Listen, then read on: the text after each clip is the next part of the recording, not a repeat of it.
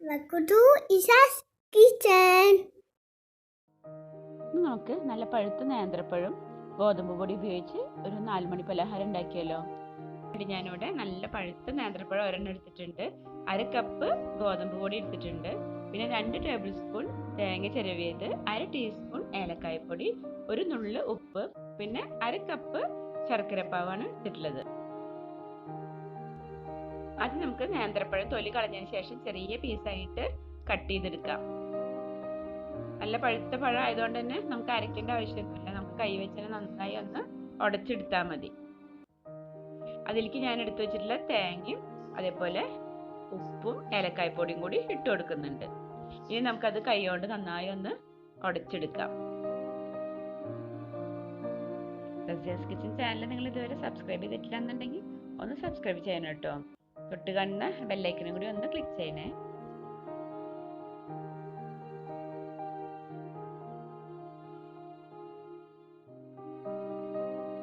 പഴമൊക്കെ നന്നായി ഉടച്ചെടുത്തിട്ടുണ്ട്. ഇനി അതിലേക്ക് നമ്മൾ എടുത്തു വെച്ചിട്ടുള്ള ഗോതമ്പ് പൊടി ചേർത്ത് കൊടുക്കാം. ഞാൻ 1/2 കപ്പാണ് എടുത്തിട്ടുള്ളത്. അത് മുഴുവൻ ഇട്ട് കൊടുക്കുന്നില്ല, കുറച്ച് ഞാൻ മാറ്റി വെക്കുന്നുണ്ട്. നോക്കിയിട്ട് നമുക്ക് വേണമെന്നുണ്ടെങ്കിൽ ഇട്ട് കൊടുക്കാം. ഇനി നമുക്ക് അതിലേക്ക് ശർക്കരപ്പാവ് കുറേശ്ശായിട്ട് ഒഴിച്ചു കൊടുത്തിട്ട് നന്നായി ഒന്ന് കുഴച്ചെടുക്കാം.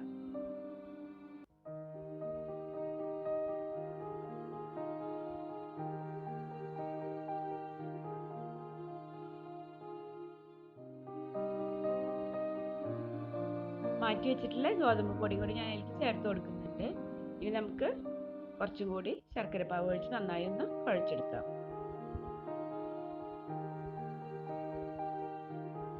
കാൽ ടീസ്പൂൺ ബേക്കിംഗ് സോഡയും കൂടി ചേർത്ത് കൊടുക്കുന്നുണ്ട്.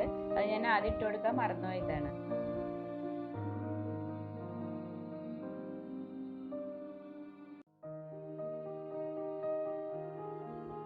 ഇപ്പം എല്ലാം കൂടി നന്നായി മിക്സ് ആയിട്ടുണ്ട്.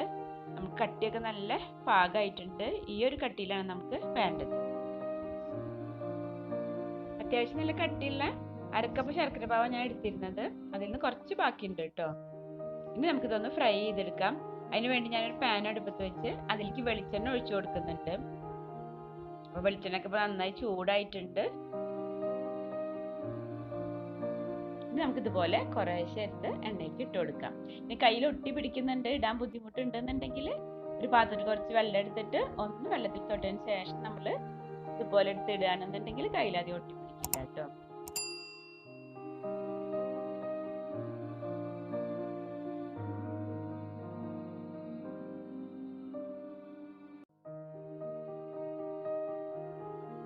എല്ലാം ഇട്ട് കൊടുത്തതിന് ശേഷം നമുക്കൊരു മീഡിയം ഫ്ലെയിമിൽ വെച്ചിട്ട് ഒന്ന് ഫ്രൈ ചെയ്തെടുക്കാം.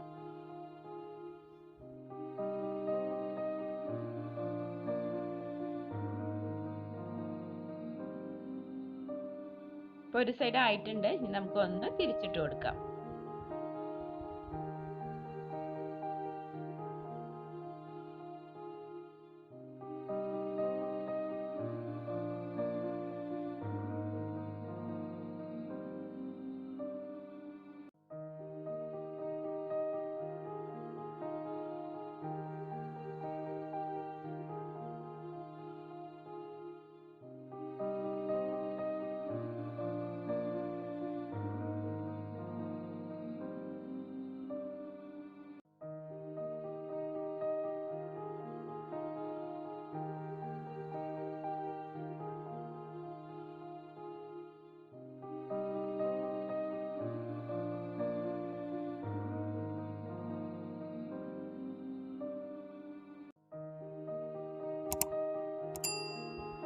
എല്ലാ ഭാഗവും ഒരേപോലെ മൊരിഞ്ഞിട്ടുണ്ട്. ഇനി നമുക്കിത് എണ്ണയിൽ നിന്ന് മാറ്റാം.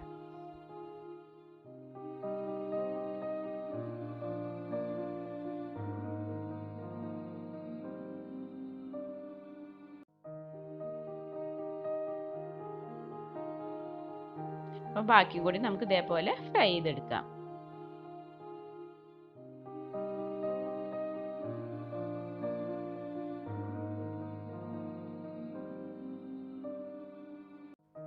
സാധാരണ നമ്മൾ പഴം ഉണ്ടാക്കുമ്പോൾ ചെറുപഴവും പഞ്ചസാര അതുപോലെ മൈദയാണ് ഉപയോഗിക്കാറ്. അപ്പം അതിൽ നിന്നും കുറച്ചൊരു വ്യത്യസ്തമായിട്ടുള്ള ഒരു റെസിപ്പിയാണിത്.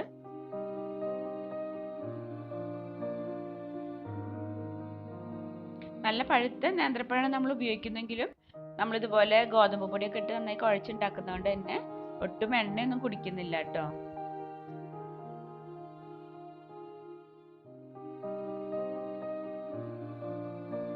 നമുക്ക് കുട്ടികൾക്കൊക്കെ ഈവനിങ് സ്നാക്കായി ഉണ്ടാക്കി കൊടുക്കാൻ പറ്റിയ നല്ലൊരു ഐറ്റമാണ്.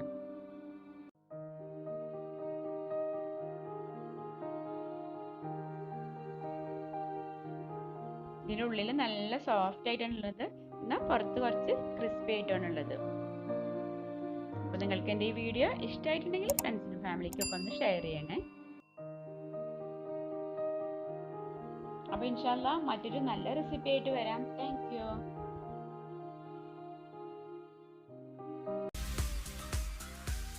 റസിയാസ് കിച്ചൺ ചാനൽ നിങ്ങൾ ആദ്യമായിട്ട് കാണുകയാണെങ്കിൽ ഒന്ന് സബ്സ്ക്രൈബ് ചെയ്യണേ. തൊട്ട് കാണുന്ന ബെല്ലൈക്കനും കൂടി ഒന്ന് ക്ലിക്ക് ചെയ്യാം. അപ്പം ഇനി അടുത്ത വീഡിയോയിൽ കാണാം. Thank you.